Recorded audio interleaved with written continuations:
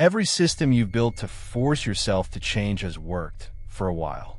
The punishing gym plan, the app that finds you, the public promise, and then the pressure lifted and you snapped back and you blamed yourself. In 1965, a psychologist ran an experiment on 22 boys and a robot toy that says the snapback was never your fault. It was built into the method. This is the single most useful study in this whole library because it inverts the way almost everyone tries to change themselves, their kids, their teams. By the end, you'll know the rule.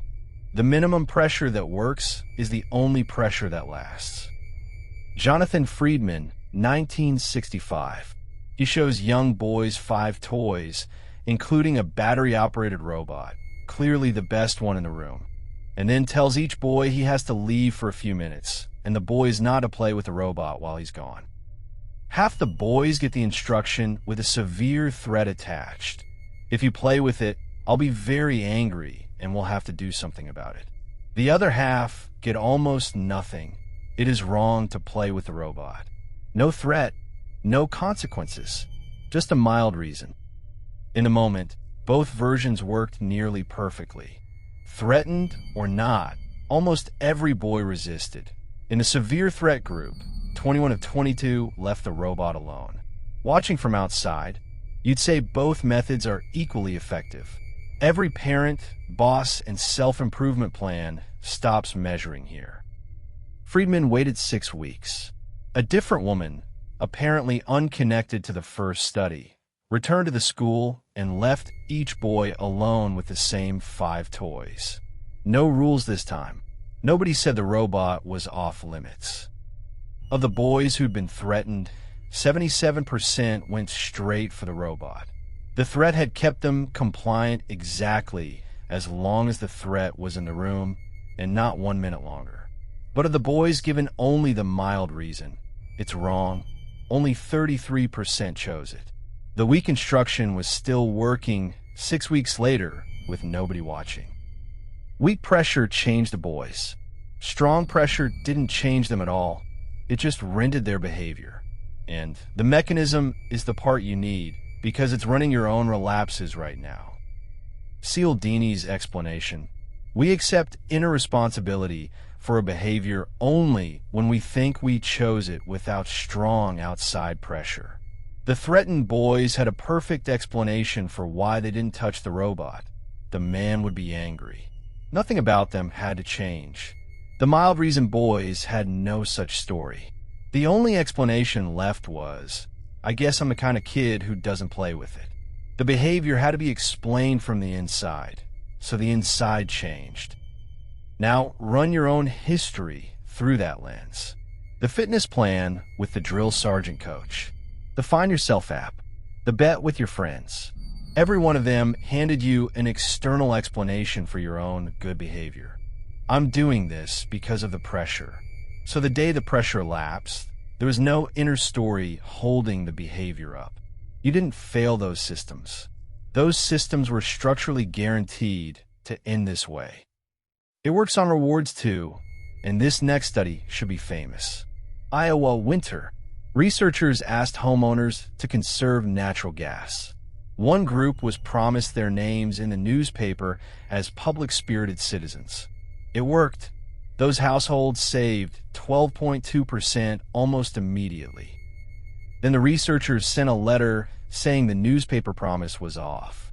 The publicity was canceled. If the reward was doing the work, savings should have collapsed. Instead, they rose to 15.5%. And a summer replication with air conditioning did the same thing. 27.8% savings while the reward stood 41.6% after it was withdrawn. Cialdini's reading. As long as the newspaper reward was there, the homeowners couldn't fully own the saving. Some of it belonged to the prize. Remove the prize, and the only explanation left standing was I'm someone who conserves.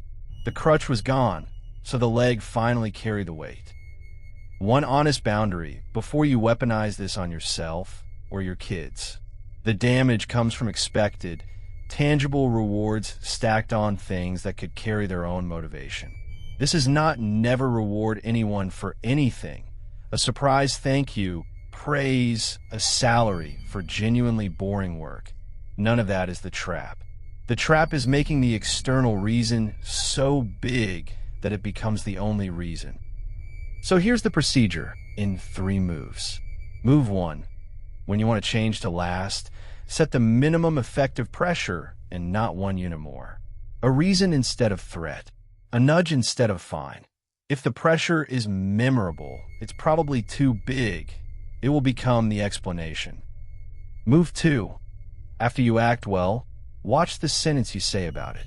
There is a difference between I went to the gym because my mate would have given me grief, and I went because apparently I'm someone who goes. The first sentence spins a rep, the second one banks it. Same workout, different owner. Move 3. If you're locked into a big external system right now, a bet, a boot camp, a public challenge, plan its removal like the Iowa researchers did. Taper the stakes down while the behavior still stands, so the ownership has time to transfer inward before the scaffolding comes off. The scaffold was never the building. And the self-test, 30 seconds. Take the habit you keep restarting. Ask, if every external stake vanished tonight, nobody watching, nothing to lose, no streak, what's my honest answer to why I do it tomorrow? If the answer is silence, you haven't changed yet. You've been renting the behavior. Now you know how to buy it. 21 of 22 boys obeyed the threat, and the threat changed nothing. 1 quiet sentence changed 1/3 of them for good. Stop building louder threats against yourself. Lower the pressure until the only explanation left for your behavior is you.